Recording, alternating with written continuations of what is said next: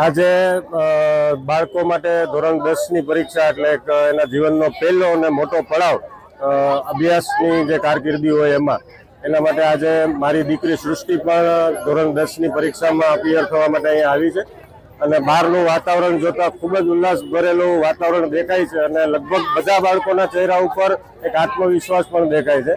મારી દીકરીની વાત કરું તો એણે પોતે પણ છેલ્લા આખા વર્ષમાં ખૂબ તૈયારી કરી છે અને સારી રીતના પોતાની પરીક્ષા આપી શકે એ રીતના આત્મવિશ્વાસ સાથે પરીક્ષા આપવા માટે થઈને અહીંયા આવી છે. વાંચનની વાત કરીએ તો રોજ 5 થી 8 કલાક તૈયારી એણે છેલ્લા જ્યારે પ્રી બોર્ડ એક્ઝામ સ્કૂલમાં પતી ત્યારથી 5 થી 8 કલાકનું તૈયારી એણે એના વિષય માટે કરેલી છે. હું ધોરણ 12માં છું. અમે બહુ પ્રેક્ટિસ કરી છે. અમે 7 થી 8 કલાક ભણતા, પ્રેક્ટિસ કરતા ને એવું બધું કરતા.